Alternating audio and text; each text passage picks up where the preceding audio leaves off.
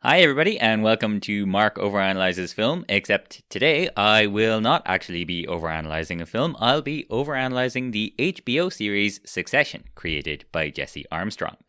Last season, I looked at Fleabag Season 2, but I'll actually be aiming to do something a little more different here. Fleabag Season 2 was only about 3 hours long, and clearly the story of one person changing in that time. It was also the end of the show. So here I'll be diverging more from my usual approach to talk about Succession in a more of a kind of deconstructed series Bible kind of way. Now, a series Bible is generally used to pitch or sell a show and tends to include some or all of the following: a one-page pitch, character breakdowns, a pilot script, a breakdown of the first season, and future seasons' ideas or engines. So, normally, what I would do is ask 5 key questions about the protagonist, then move on to looking at the structure of the film by going through the sequences, and then I'd talk about some things of particular interest in the structure or telling of the story. So today I'm going to do a variation of that. I'll begin by talking about the characters, then go through the structure of the pilot, and then season 1. And then I'd like to do a follow-up episode where I'll run through seasons 2 and 3 and then make a total fool of myself by attempting to discuss the overall structure of a so far incomplete show, which is hopefully not some kind of overanalyzing equivalent of a Conor Roy campaign for president. So, the characters. I'll go through the main players in just a moment, but there's a few things to mention beforehand. First of all, the character infrastructure of Succession is indicative, to my mind, of a strikingly common structure in these kinds of Succession stories. In King Lear, there are 3 children, all vying for power and unwilling to share it with the others. Cordelia, who's the most honest and good-hearted child, is punished by her father for her honesty. By the time he realizes the folly of this, it is too late, and he loses everything. Now, in his Write Your Screenplay podcast, Jacob Kruger points out the bizarre similarities between the character infrastructure of Succession and Arrested Development, which reminded me as well that Arrested Development also has unusual similarities with The Godfather. So in all 3 of these very much Succession stories, you have a foolish, bombastic eldest son that gets passed over, Connor, Job, and Sonny, a dedicated and sensible middle son who doesn't quite fit in, Kendall, Michael, and Michael, a soft, placated youngest son who can't really handle anything, Roman, Buster, and Fredo, and a daughter who is slightly on the outside to some degree and marries a man that nobody likes or respects, Shiv marrying Tom, Lindsay marrying Tobias, and Connie marrying fucking Carlo. Weird, isn't it? Now, something else that comes up in these Succession stories is that the kids all tend to be defined by one characteristic of the patriarch while lacking the others. In The Godfather, Sonny has Vito's fighting spirit but lacks sense. Michael has his smarts and cunning but lacks heart. Fredo has his heart but lacks brains, and Connie is the one who actually looks after people but is completely disempowered, really. Now, this also reminds me of another story about a collection of characters who band together, each with particular flaws or needs, The Wizard of Oz. So as I go through the characters of Succession, I'll be thinking about them in terms of this, what they have and what they lack. First, I'll do my usual 5 key questions about the protagonist, and then I'll go through the other main players. With each one, I'd also like to talk about how they're first introduced, as I think this is really indicative of good writing, which is clearly evident here. So, question 1, whose story is it? Or basically, who is the protagonist? Now, I'm sure there's a case to be made that it's Logan, or that Logan, Ken, Roman, and Shiv are all protagonists. Oh, and Connor, we shouldn't forget Connor, but really, to my mind, Kendall Roy is the clear protagonist of Succession. The engine of Succession is who will get the company, but really the heart of the story is, will Kendall get what he needs? And more on that in a moment. Question 2, what is his life dream? Life dream here refers to what it is that the protagonist wants or is aiming to do when the story begins and things have yet to properly change. When Succession begins, It is Logan's 80th birthday, and Ken is to be announced as his successor that very day. It would appear to be everything Kendall ever wanted, and it's right there for him. Or is it? Question 3. What is his want? Now, in a film, want is what the character is trying to achieve in the second act or middle of the film, from the moment they really begin their journey until the moment that they are at their most defeated. It is normally a SMART goal in that it is specific, measurable, achievable, relevant, and time-bound, so that it gives our story a clear shape. In other words, it's tangible, and it has a really clear yes or no answer. Now, the other thing about a want in a film is that it drives the plot forward. It spurs the protagonist into action and makes sure that they actually have, practical things to be doing all the time while they are approaching their human need or otherwise. It's kind of the thing that makes them busy in a way. But in a series, this is really more of what we tend to call an engine, because we're not talking about a 2-hour story here, but maybe, 50 hours worth of a story. The engine is the thing that produces the tangible objectives of the characters over and over and over again. And the engine in Succession is, of course, the question of who will succeed Logan Roy as head of the company. That is the want that drives the plot of Season 1 for Kendall. It is the thing that drives Shiv's want in Season 2, and again it reverts back to Ken in Season 3 in a somewhat different way. I'll talk more about the engine in an overall way next time. Question 4. What is his need? Need is the human quality or piece of wisdom that the character lacks at the beginning of the story. To my mind, the protagonist's need really defines what the story is about. The change that the protagonist does or does not make is ultimately what the argument or message of the story is. So what is Kendall's need then? It's an interesting question. He certainly lacks judgment. As Rhea says in Season 2, Kendall has all the shots, but he doesn't know when to play them. But why? He's kind of an idiot, but he's not just an idiot. So I can't help but feel that there's something impairing his judgment. So let's keep digging a bit. Logan says he's not a killer, and Shiv says he lacks the killer instinct, he's wet, he's green, he's intellectually insecure, not emotionally strong enough, and he has addiction issues. Okay, so Ken's got some stuff to address, but what is the fundamental change that he needs to make? Well, again, I think if this was the Wizard of Oz, Ken would be the lion.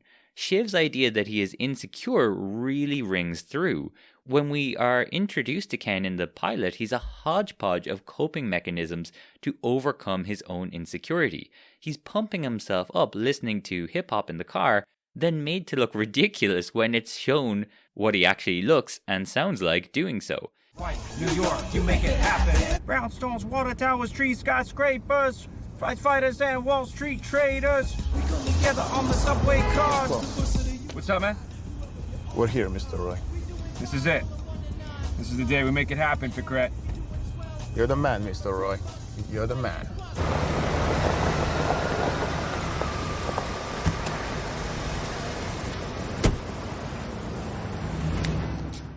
He then goes up and talks at people, clearly less sure of himself throughout than he wants to let on.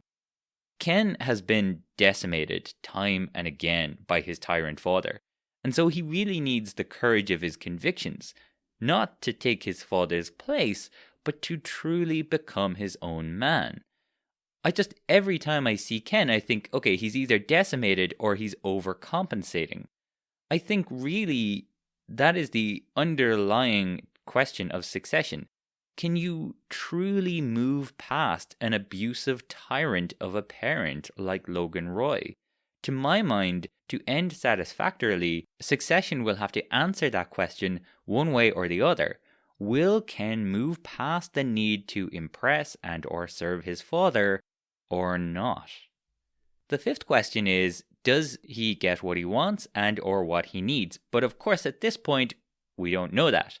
But I would like to point out that like so many great story engines, the want and the need here are in clear but not necessarily unbridgeable opposition to each other. Ken wants to run his father's company, but he needs to get away from his father really and become his own man. So how do you square that circle?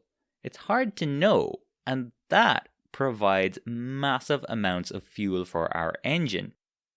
So, moving on to our other main players, Logan Roy is our principal antagonist, and like so many antagonists, he really is the embodiment of what the protagonist lacks. Who has more confidence and who is more his own man than Logan fuckum Roy? While all the kids have to deal with the fact that they've been handed all of this excessive wealth and comfort, Logan gets to enjoy it knowing that he is a self-made man, or at least that is undoubtedly how he would see it. The facility that he and Kendall share is their interest in the company and devotion to their work. It's a shame that Logan just so happens to also be a fucking bastard and a tyrant who bullies his own children really for kicks. Now, we kind of have two introductions to Logan. We start the whole series with him being confused in the middle of the night and peeing on some carpet. He's clearly getting older. But the next time we see him, he's fully alert and more than happy to allow Kendall to stew in discomfort and insecurity over the phone while Logan retains all the power. This is Logan Roy. We're not quite closed. I'm going to 120. So, that's good. And are we still good for the announcement? Uh-huh. Great, because obviously I'm soft floating to, like Frank and Rava, and there's gossip getting soft floated. By who? By the ether? I don't know. Roman is Logan's third child, but it's worth noting that many assume that he's the youngest, and that's because, in the Wizard of Oz scenario, he is the Scarecrow. He lacks the brains to knuckle down and do what he needs to do. He actually has the best judgment, or at least some kind of instinct of all the children, which is what he shares with his father. Also, like Fredo in The Godfather, he is surprisingly soft-hearted at times when it comes to those around him, especially his father. Now, he can also be a total bastard, but, sometimes he could be soft-hearted and loyal. In the first season, when Logan is in a coma, he suggests they sign the papers against his own self-interest to honor Logan's wishes. He then can't bring himself to vote against Logan in the board meeting. In season 3, he's horrified that Shiv would go public with Ken's dirtiest of dirty laundry out of spite. I'm certainly not saying he's a great guy by any means. The pilot especially goes out of its way to show him in particular being an absolute bastard to a child for his own amusement. But he does have some kind of loyalty to people, and that also allows him to bring people with him. He allies with Jerry throughout, and he wins over both a fascist presidential candidate and a Swedish tech billionaire in season 3. Or he's strung along by them, depending on your point of view. But Connor, Ken, and Shiv do not have this in their locker. So Roman's tension then is whether or not he can knuckle down and become what Ken might call a serious person. When we meet Roman, he's playing a practical joke on Kendall, and then doesn't even see that through. I was sent by Roman to burn some sage. Excuse me? It's auspicious. I'm a business alchemist. It's a gift from your brother.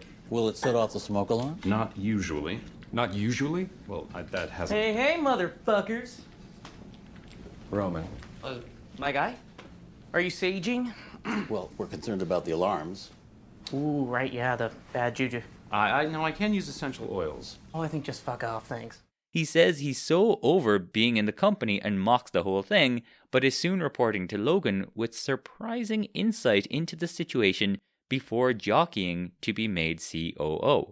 That is Roman Roy. So, Shiv.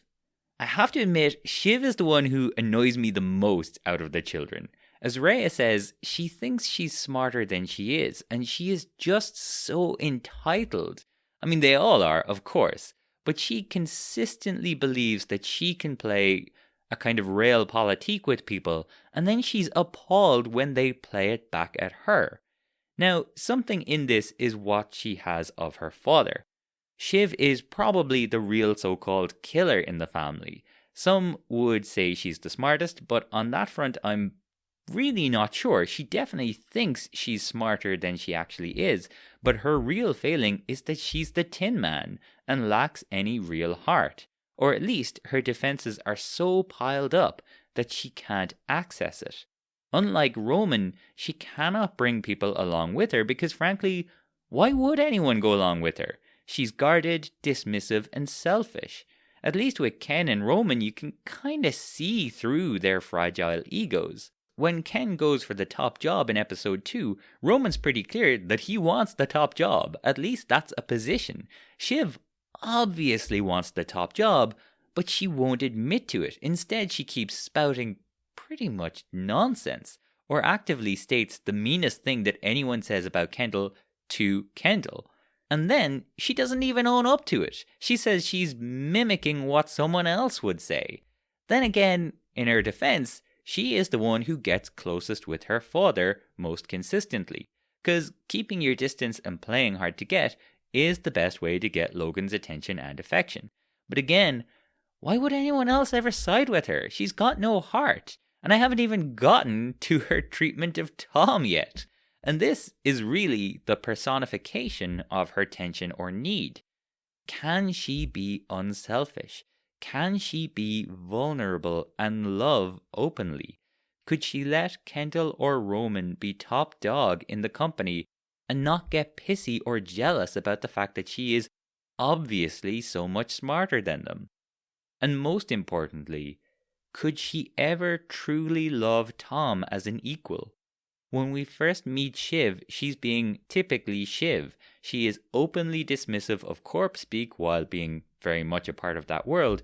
And to be fair to Shiv, corpse speak is an abomination.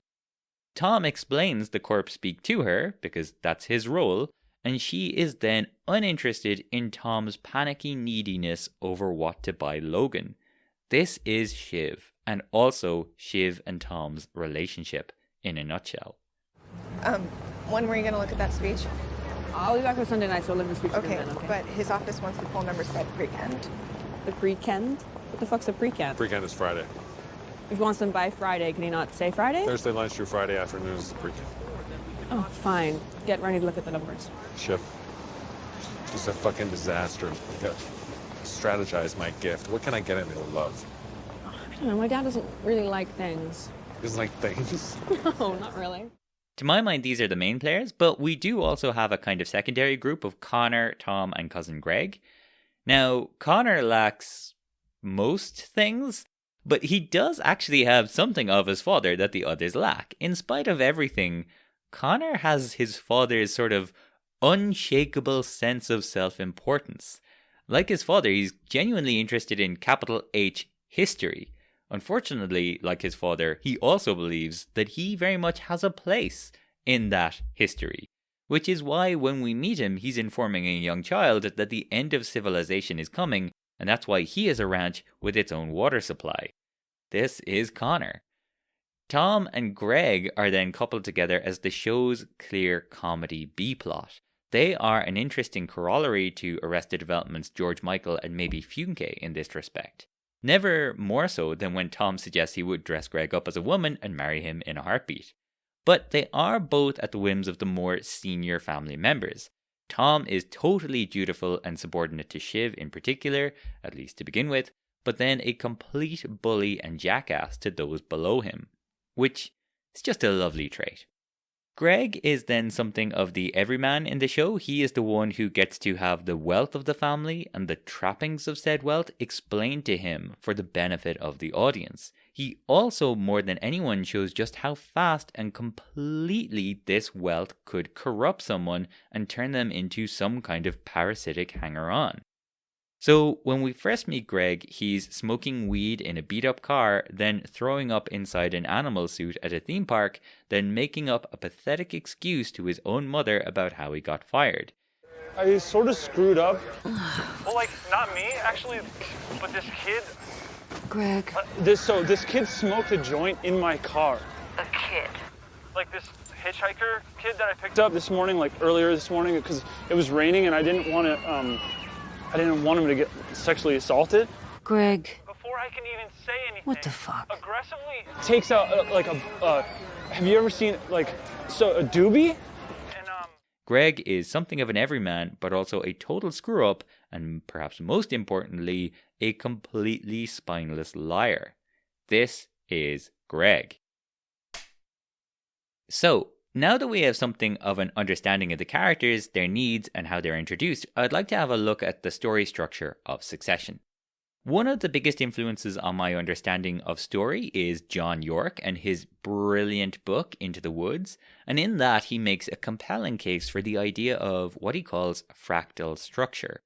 Basically, every story has a beginning, middle, and end, but within that beginning there will also be a smaller beginning, middle, and end, and within that beginning's beginning, well, you get the idea.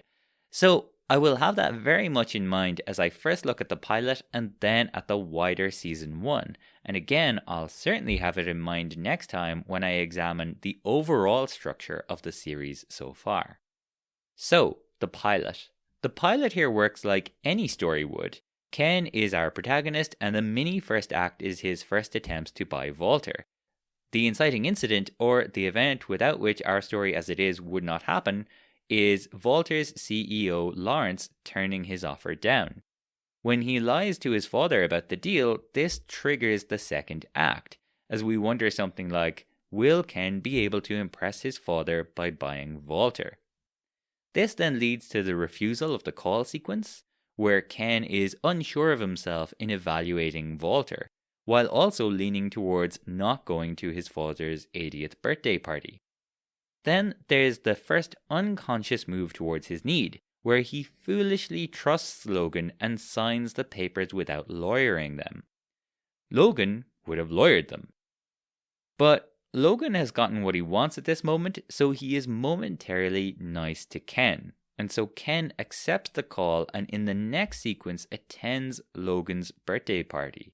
Here, Logan reveals what he's done and that he's lied to Ken to get what he wants.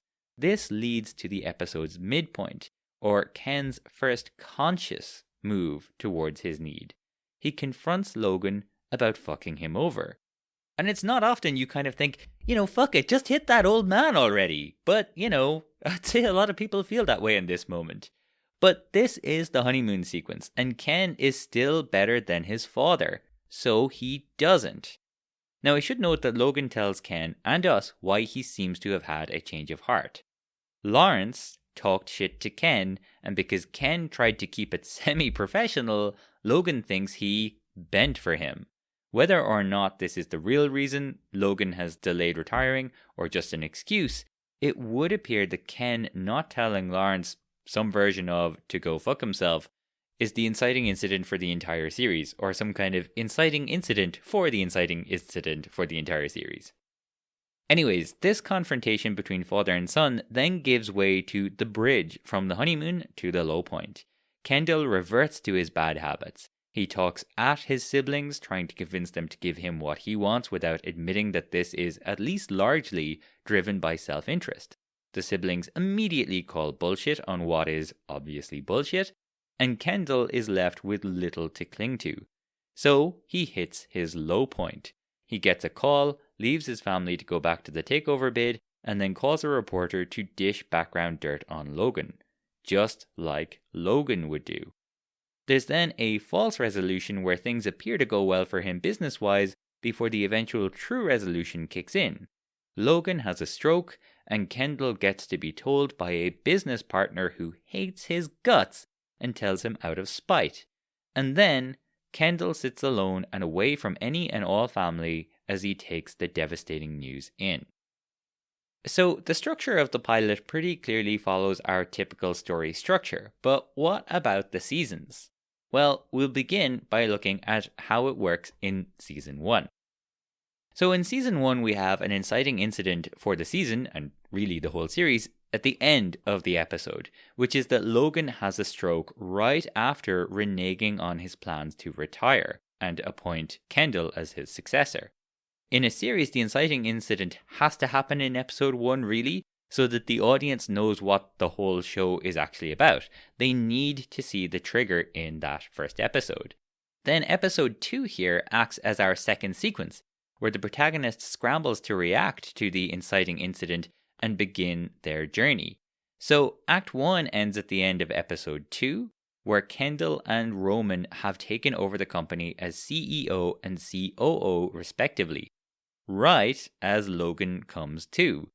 This sets up our second act as we wonder some version of the question, can Kendall find a way to keep control of the company once his dad is back in action? Then episode 3 functions as a typical sequence 3, wherein we have the protagonist first attempts to solve the problem while they also in some way exhibit a refusal of the call to their need. And so, what does Kendall do first thing in this episode? He tries to copy his father in talking to the bank with disastrous consequences. Eventually, this all leads to the events at the end of the episode, where Kendall has done his best to make a deal for which a recovering Logan calls him a fucking idiot. This could be seen as some kind of acceptance of the call. He will never earn his father's respect trying to be his father, and his father is getting better. And so we move into sequence 4, the greater attempts to solve the problem.